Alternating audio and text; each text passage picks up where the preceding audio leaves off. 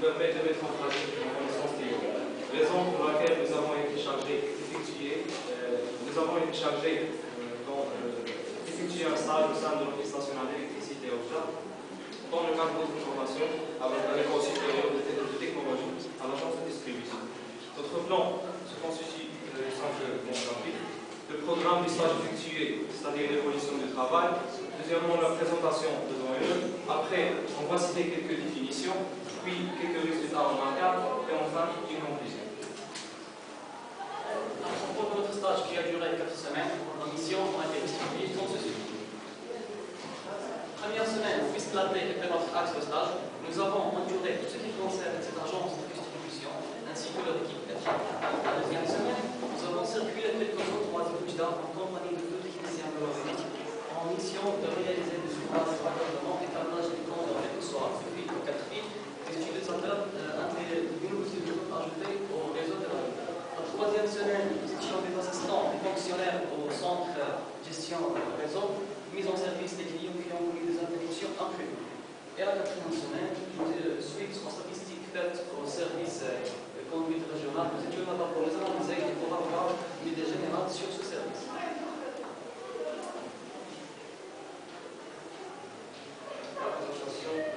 Commençons par l'histoire. En 1963, c'est la création de l'ONE.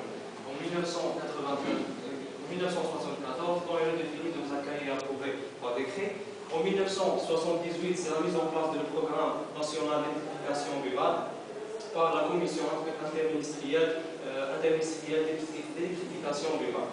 Jusqu'en 1981, l'ONE possède sur ses fonds propres afin d'effectuer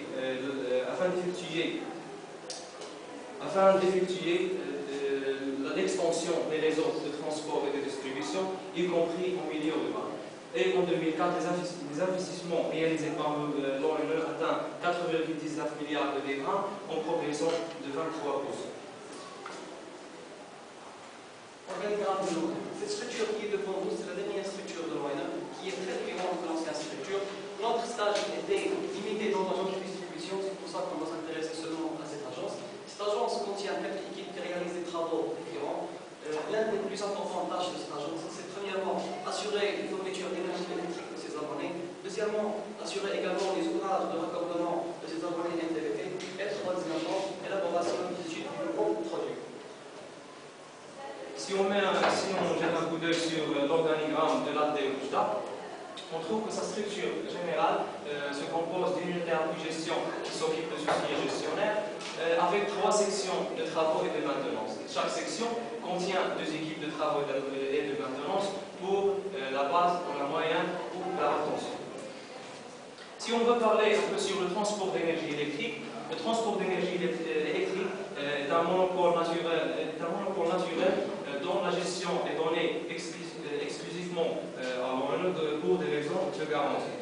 Pour ces lignes aériennes, ils sont bien sûr les conducteurs transportant l'énergie électrique dans 3 phases, et le 4e sera bien sûr le nœud qui est relié à la Terre. Pour les supports, ces modules se diffèrent selon la nature des réseaux. Pour la basse tension, ils sont soit en maçonnerie, soit en bois, mais pour la moyenne tension, les supports doivent être en maçonnerie, sinon ils doivent être en métal. Distribution d'énergie électrique.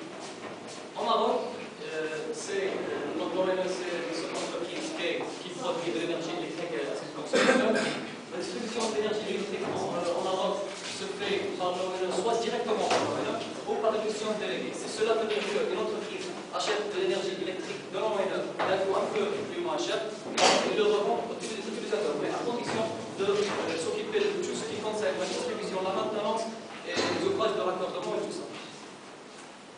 En passant à une autre chose qui est très importante, c'est l'échange d'énergie électrique. C'est afin de renforcer les échanges avec les pays voisins que l'ONE a effectué des interconnexions concernant les échanges d'énergie électrique.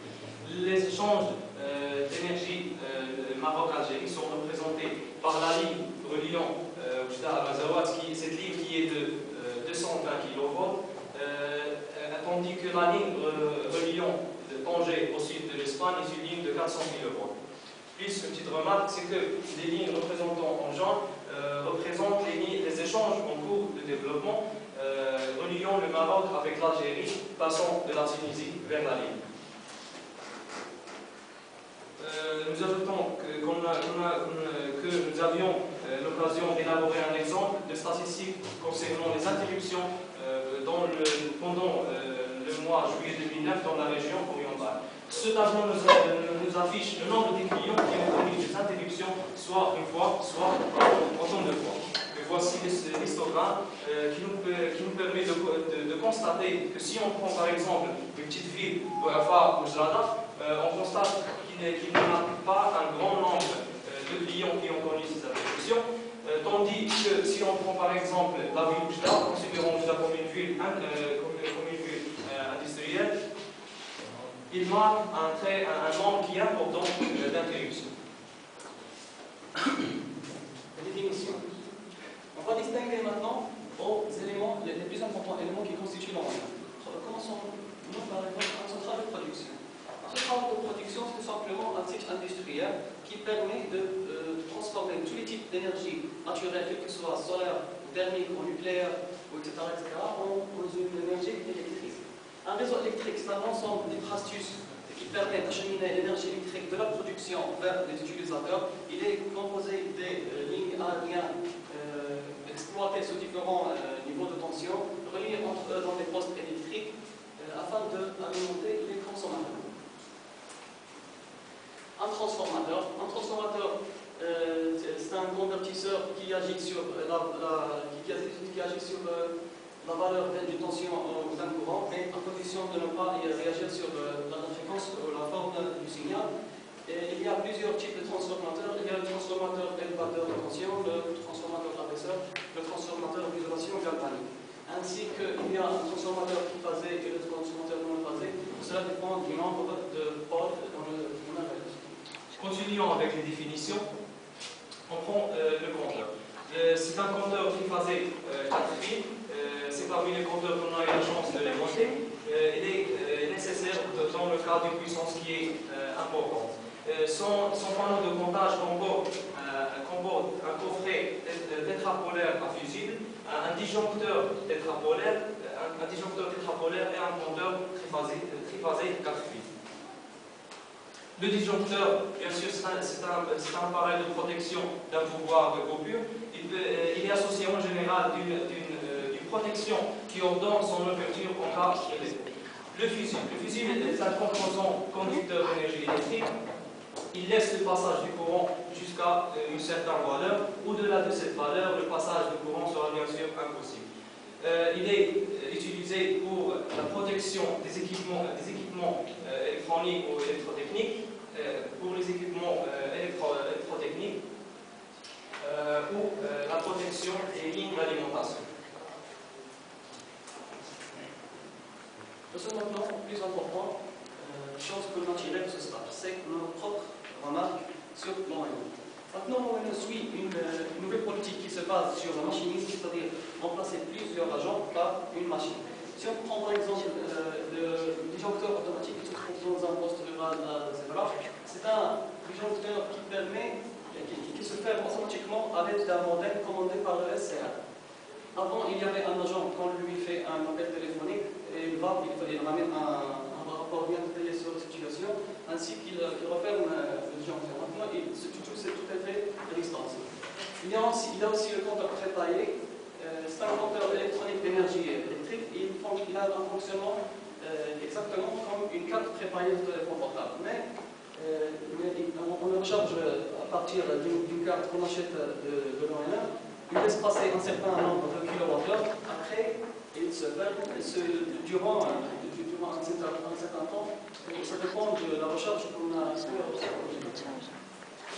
Parlons d'un programme informatique qui est très développé, installé par ONE, c'est le Cirrus. Le Cirrus gère actuellement plus de 850 000 clients, basse tension, basse moyenne tension, et toute la clientèle grand compte de l'ONE. C'est un logiciel qui permet de réaliser, par exemple, des factures qui sont très développées. Il donne des statistiques concernant la consommation